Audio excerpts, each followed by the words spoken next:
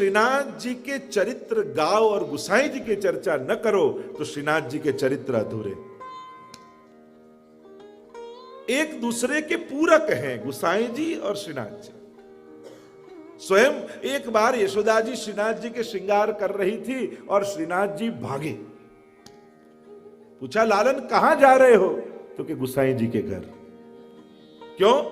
भोग श्रृंगार यशोदा मैया श्री विठ्ठल नाथ के हाथ को भावे।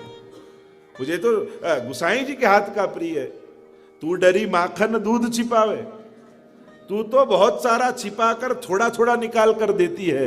गुसाई जी के पास तो जो कुछ होता है सर्व का समर्पण कर देते हैं। और इसलिए हमारे सेवा क्रम में भी जो जो नंदालय में भी प्रभु को श्रम पड़ते थे वो हमारे सेवा क्रम से निकाल दिए। सेवा क्रम में देखोगे तो आपको उल्लेख कीर्तन साहित्य में तो कहीं मिलेगा। फूलन की गादी फूलन के तकिया सेवा क्रम में नहीं आता। धरी अंगीठी सुखदाई, सैया मंदिर में अंगीठी नहीं आती। कड़वो तेल तरी राख्यो तो कड़वा तेल नहीं आता है उपयोग में। कीर्तन साहित्य आदि में वर्णित है पर हमारे सेवा क्रम में नहीं आता है। क्योंकि नंदालय में भी जो सूक्ष्म श्रम प्रभु को पड़ते थे महाप्रभु जी और गुसाई जी ने उसको भी सेवा क्रम से निकाल दिया। या तत्सुख का विशेष भाव है। और गुसाई जी प्रभु चरण जैसा प्रभु के सुख का विचार कौन कर सके। हमारे यहां तो कितने प्रसंग ऐसे आते हैं। गुसाई जी राजभोग के बाद महाप्रसाद लेने विराजे और भाजी में कंकर आ गए और गुसाई जी की आंख में से अश्रुपात होने लगे। अरे इतना भी हम ठाकुर जी के सुख का विचार नहीं कर सकते, इतनी सावधानी भी नहीं। प्रभु को कितना श्रम हुआ होगा। અને ગુસાઈજીની આંખમાંથી ચોધાર આંસુ નીકળવા लाग्યા। એવો તાપ હૃદયમાં થવા लाग्યો। અરે અમે તત્સુખનો ભાવ ન રાખી શકે, પ્રભુને આટલી સાવધાની ન રાખી છે, અમને સેવા કરવાનો અધિકાર નથી। गिरधरजीने બોલાવીને કહ્યું હું સંન્યાસ લઈને ઘરથી નીકળી જાઉં છું, કારણ કે ઠાકોરજીની સેવા કરવાનો મને લાગે છે કે જો હું સુખનો વિચાર ન કરી શકું તો સેવા કરવાનો મને અધિકાર નથી। અને કહ્યું હમણાં ને હમણાં મારા કપડા ભગવા રંગી નાખો। બધા સમજાવે બધા મનાવે પણ ગુસાઈજીને કોઈનું માનવા તૈયાર નથી। બધાને થયું કે શું કરીશું। પ્રભુને વિનંતી કરીને હે નવનીતલાલ આપ કઈ ગુસાઈજીને સમજાવો। અને નવનીતલાલ પોતાનો વસ્ત્ર લઈને ગુસાઈજી પાસે આવ્યા અને ભગવો રંગી વાઘો અને ગુસાઈજીના વસ્ત્ર જ્યાં ભગવા રંગના સુકાતા હતા ત્યાં લટકાવી દીધા। એટલે ગુસાઈજી વસ્ત્ર લેવા આવ્યા જુએ તો नवनीतलाल नो वागो भगवा रंग नो अहिया सुकाय। पूछू के बाबा आ शू आपना वस्त्र भगवा अहिया केम? त्यारे नवनीतलाल कहे कि जो काकाजी आप संन्यास लो तो हुई संन्यास लईने आपनी जोड़े आऊं छुं, पण आपना वगर हूं नहीं रही सकूं। आ हमारा नवनीत प्रियाजी अहिया बिराजे छे। श्री महाप्रभुजी श्री गुसाईजी केवा लाल लड़ावे। गज्जन धावन पर तो केवी कृपा।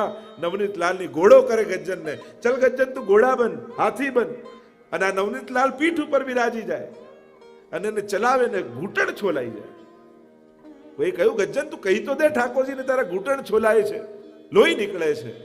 ગજ્જન કહે ચંદનનું લાકડું જેમ ઘસાય ને પછી જ ચંદનની સુગંધ નીકળે એમ વૈષ્ણવનો દેહ સેવામાં ઘસાય પછી જ વૈષ્ણવતાની સુગંધ निकलती है। ये तो मेरा सौभाग्य है कि प्रभु मुझे अपना खिलौना मानकर खेलते। इससे बड़ा वैष्णव का सौभाग्य बाकी तो ये हाड़ मांस की पूतरी और भीतर भरी बंगार और देह में है क्या। पर इस देह के द्वारा भी क्षणवार का भी सुख जो प्रभु को दे पाए तो ये मनुष्य जन्म लेना सफल। नवनीत लाल ने तो कैसी कैसी कृपा की कि जब पधारे और सैया जी दूसरी नहीं थी तो महाप्रभु जी के पास महाप्रभु जी को चिपक कर एक सैया में पड़ गए, दूसरी सैया बनाई फिर भी वापस पधार गए। और गज्जन धावन तो ऐसे आसक्त रहते हैं, ऐसी आसक्ति नवनीत लाल में। बीड़ा लेने भेजा अक्का जी ने और मूर्छित होकर बाजार में पड़ गए।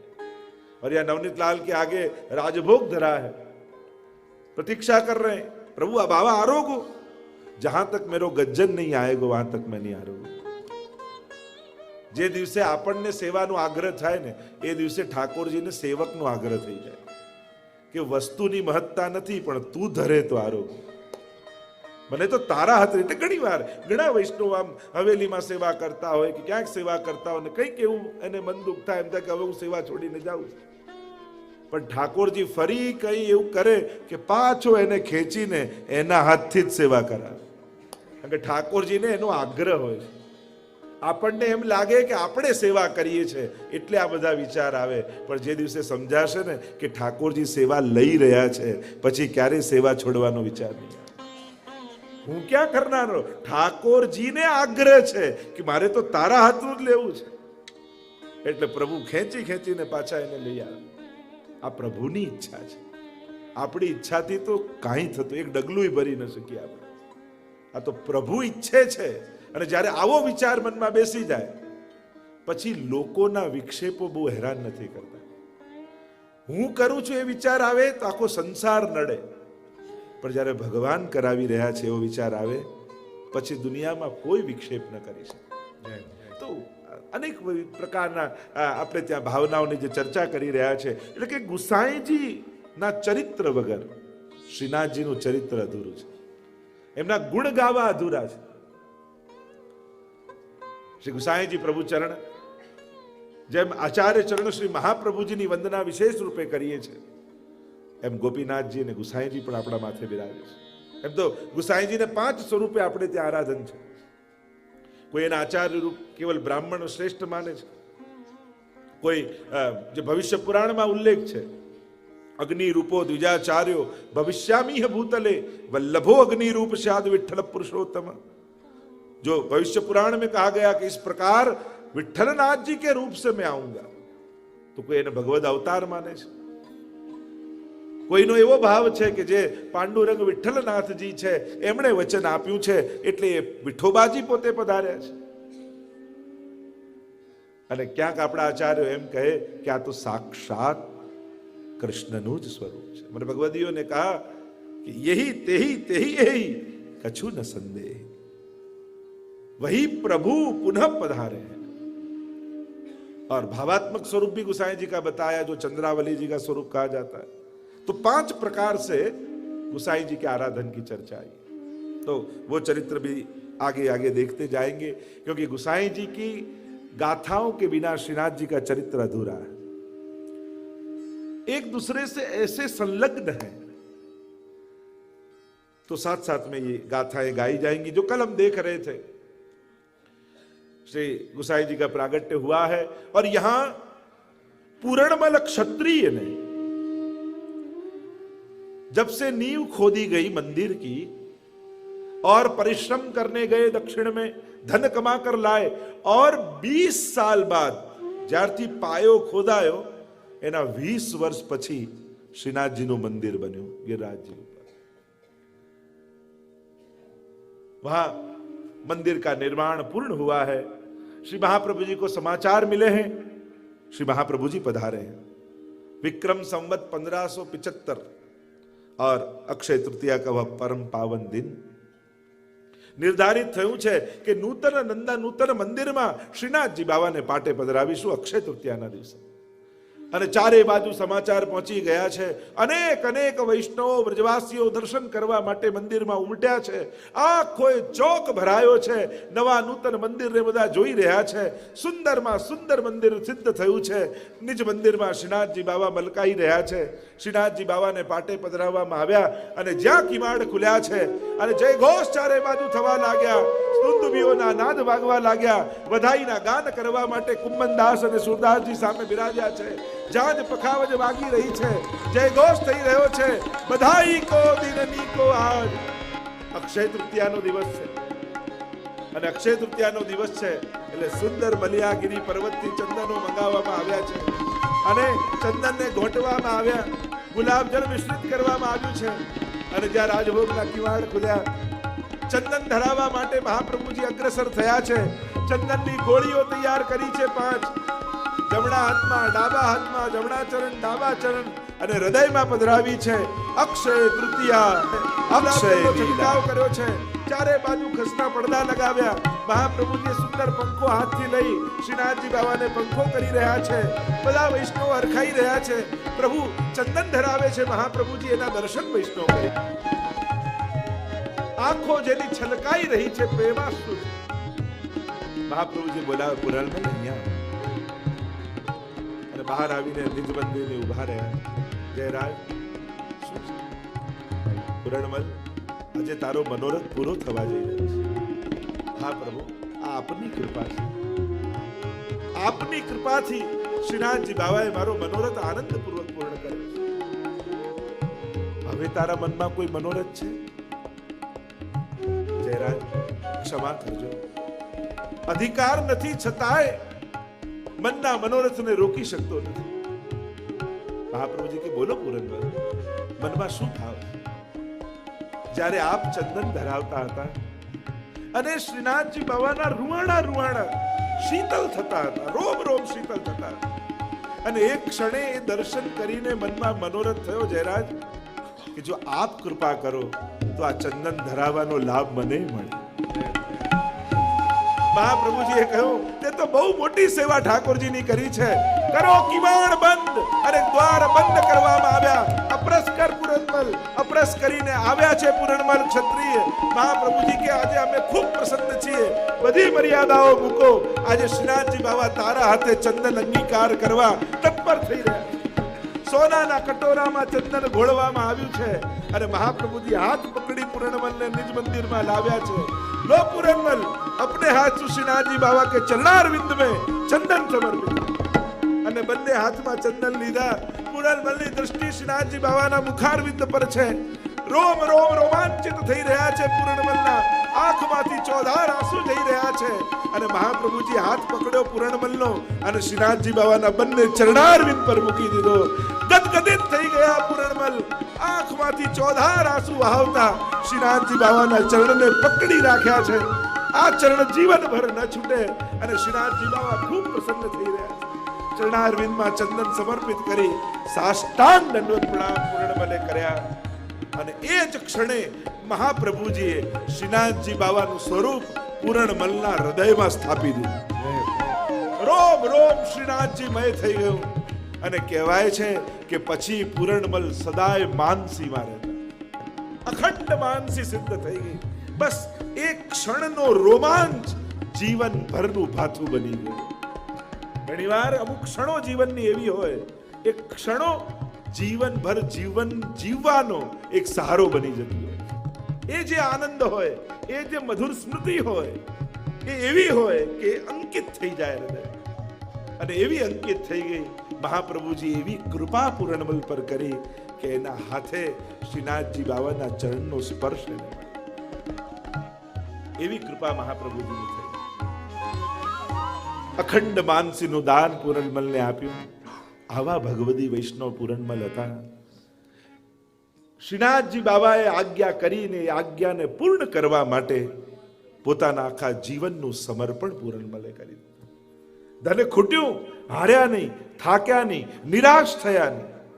સેવા કરવામાં કદાચ કોઈ વિપરીત સંજોગ આવે તો એમાં પરીક્ષા નહીં, પણ ઠાકોરજીની કૃપા જ જાણે. પ્રભુ મારા પર કોઈ વિશેષ કૃપા કરવા માંગે છે. અને આવું સુંદર મંદિર સિદ્ધ થયું. શ્રીનાથજી બાબા બિરાજ્યા. ધન્ય ધન્ય થયા પુરણમલ ક્ષત્રિય. અને શ્રીનાથજી બાબા રોમ રોમમાં વ્યાપી ગયા. હવે તો શ્રીનાથજીનું સુંદર નવું મંદિર સિદ્ધ થઈ ગયું. મહાપ્રભુજી કે હવે આની તો આટલા મોટું મંદિર થયું, તો હવે બધી વ્યવસ્થા ઊભી કરો. દરેક પ્રકારની વ્યવસ્થાઓ ગોઠવવાની તૈયારીઓ શરૂ કરી. કોણ સેવા કરશે, કોણ કીર્તન ગાશે, કોણ વ્યવસ્થા કરશે.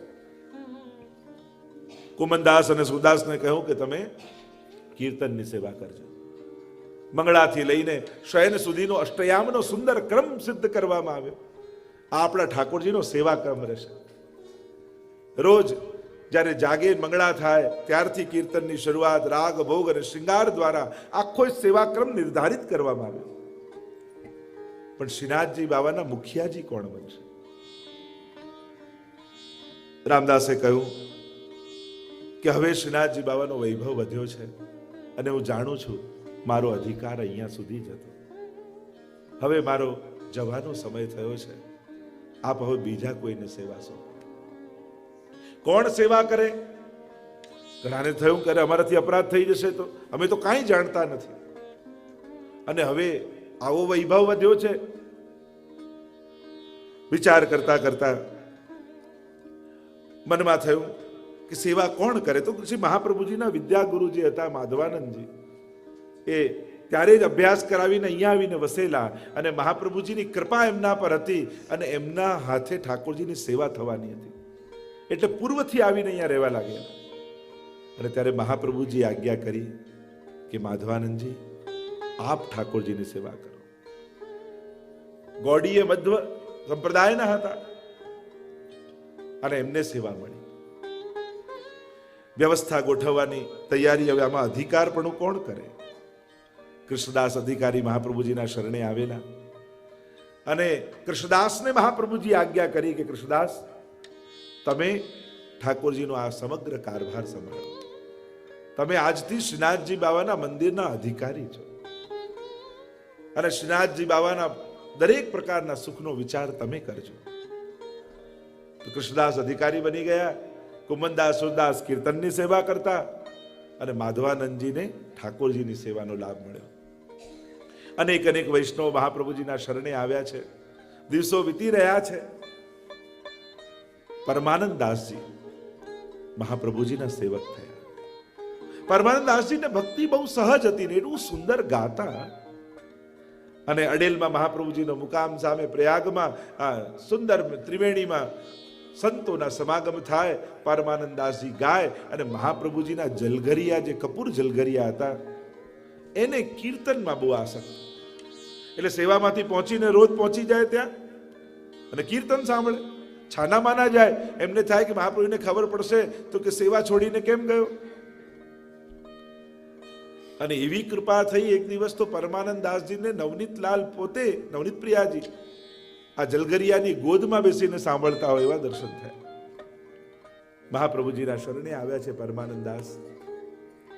અનેકવિધ પ્રકારની બાલ લીલા આદિ પરમાનંદ દાસજી ગાઈ છે. બ્રહ્મ સંબંધ થયા. શ્રીનાથજી લઈ ગયા. જ્યાં શ્રીનાથજી લઈ ગયા, અને પદ સાહિત્યમાં તો અનેક પ્રકારના પદ છે, પણ જ્યારે સૌથી પહેલા પરમાનંદ દાસજીએ શ્રીનાથજી બાબાના દર્શન ગિરિરાજજીની ઉપર કર્યા, અને જ્યાં દ્વાર મહાપ્રભુજીએ ખોલ્યા, અને જ્યાં આ શ્યામ સ્વરૂપને જોયું, એ જ ક્ષણે પરમાનંદ દાસ શ્રીજીમાં આસક્ત થઈ ગયા. અને એ જ સમયે પદ ગાન કર્યું પરમાનંદ દાસજીએ, મેં અપનો મન હરિસો જોર્યો, હરિસો જોર સબન સો. એવી એવી લીલા શ્રીનાથજી બાબાએ આ સખાઓ સાથે કરી છે. અને એક વારનો તો પ્રસંગ પરમાનંદ દાસજીની વાર્તામાં આવે ને, કે એક રાજાની રાણી દર્શન કરવા આવી, અને દર્શન કરવા આવી, પણ કેટલી શરતો. હું દર્શન કરું ત્યારે કોઈ ન કરે, મારા છત્ર ચમર અને મારી બધી જ મર્યાદાઓ સાથે દર્શન કરવા જઈશ. અરે જ્યાં જગતનો નાથ વિરાજતો હોય ત્યાં ભૂમિના ટુકડાના રાજ કરનારની શું કિંમત? અને લોકો ઈચ્છે કે શ્રીજી જુએ, આ તો ત્યાં ચાદર પહેરીને જવાની વાત કરે. મહાપ્રભુજી કહ્યું ઠીક છે, એમને કરવું છે. મહાપ્રભુ તો કૃપાળુ છે, પણ આ શ્રીનાથજી બાબા કોઈનું ચલાવ્યો છે. મહાપ્રભુજી કહ્યું ઠીક છે, એ દર્શન કરતા હો ત્યારે દ્વાર બંધ રાખજો. અને દ્વાર બંધ કરવામાં આવ્યા. રાણીને અંદર લેવામાં આવ્યા. શ્રીનાથજી બાબાના દર્શન કરો. અને જ્યાં દર્શન કરતા હતા એમાં શ્રીનાથજી બાબાએ બીજું રૂપ ધારણ કર્યું. ગયા, દરવાજો ખોલી દીધો, એવી ભીડ આવી કે એકે કપડું ના રહ્યું. આ શ્રીનાથજી બાબા કોઈના મદ ચલાવી લેતા. અને પરમાનંદાસજી સામે કીર્તન ગાય. અને જ્યારે આવી દશા જોઈ ત્યારે પરમાનંદાસજી તત્કાલ કીર્તન બનાવ્યું ને કહ્યું કે કોણ યહ ખેલવે કી બાની और નંદ નંદન કાહુ કી નહીં રાખત કાની. આ કઈ રમવાની રીત છે? આપ તો કોઈની શરમ નથી રાખતા. રાણીને તો છોડો. મહાપ્રભુજી સાંભળી ગયા. કહ્યું પરમાનંદાસ, પ્રભુની લીલામાં ક્યારે પણ શંકા નહીં કરે, અને ક્યારે પણ કોઈ પણ લીલા પ્રભુ કરે તો પ્રભુ પ્રત્યે ક્યારે પણ દોષારોપણ પ્રભુમાં નહીં કરે. કારણ કે પ્રભુની કોઈ પણ લીલામાં દોષ નથી.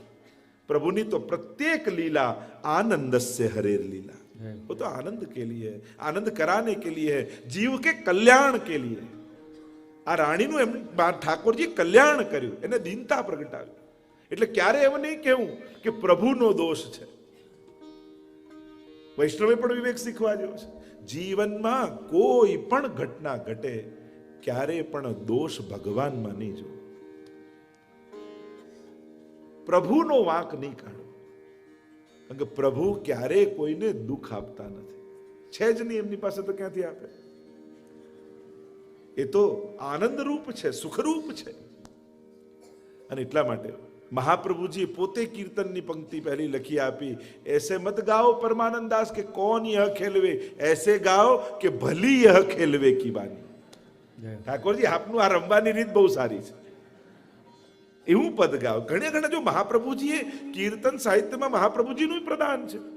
સુરદાસજીના પદોમાં પણ બ્રજ ભયો બહેર કે પૂત, તો જ્યારે નંદ મહોત્સવનું વર્ણન નંદાલયનું કર્યું ત્યાં સુધી મહાપ્રભુજી શ્રવણ કરતા ગયા, પણ હવે સુરદાસજીને ગોપીઓના ઘરમાં થતા નંદ મહોત્સવના દર્શન થવા લાગ્યા અને હવે એનું વર્ણન કરવા લાગ્યા. મહાપ્રભુજીને થયું કે આ લીલા પ્રગટ ન કરાય, એટલે ગાતા હતા સુરદાસ. ત્યારે પોતે મહાપ્રભુજીએ પંક્તિ રચીને વિરામ આપ્યો કે સુન સૂર સબન કી યહ ગતિ જિન હરિચરણ ભજે.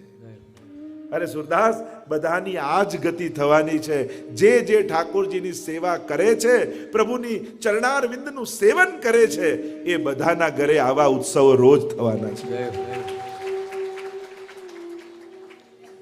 તો ઘણી વાર કહું ને કે તમારા દરેક વારને તહેવાર બનાવવો હોય તો સેવા ઘરે પધરાવી લેવી. આપણા દરેક વારને તહેવાર બનાવવો હોય, પ્રભુ બિરાજે, રોજનો દિવસ આપણા માટે એક ઉત્સવ છે. દર્શન ભયો સવેરો હરિજુ કો દર્શન ભયો સવેરો. એ સવારે સવારે લાલનના મુખારવિંદના દર્શન કરીએ, આ શ્રીનાથજી બાબાના મંગળા કરવા જઈએ આપણે, અને જીવનમાં મંગલ થઈ જાય એમના દર્શન માત્રથી. તો પરમાનંદ દાસજીને મહાપ્રભુજી કહ્યું, ક્યારે પણ આવો ભાવ ઠાકોરજી માની રાખો. એટલે વાર્તા સાહિત્યમાં અન્ય જગ્યાએ પણ આવે છે, વિપરીત બુદ્ધિ પ્રભુમાં નહીં રાખવી. ઘણી વાર વિપરીત બુદ્ધિ આપણને કેવી થાય, આટલા નાનકડા લાલન આટલો મોટો 56 ભોગ કઈ રીતે આરોગતા હશે? આ થાય, આ લૌકિક બુદ્ધિ છે.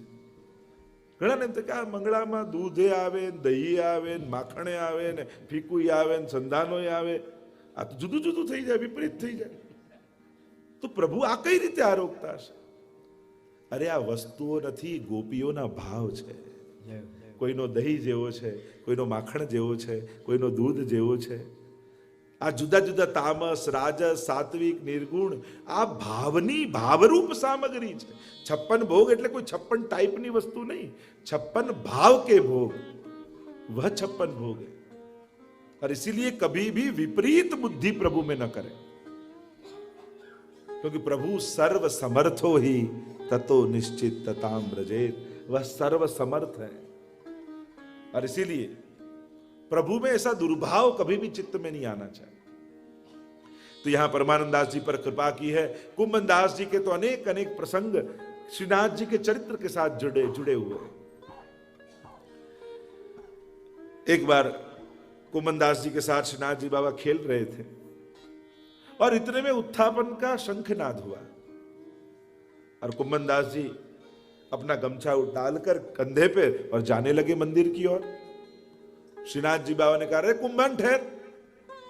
कहा है बाबा, मैं तेरे साथ खेल रहे हूं, હું તારી જોડે રમું છું, અને તું મંદિરે દર્શન કરવા જાય છે?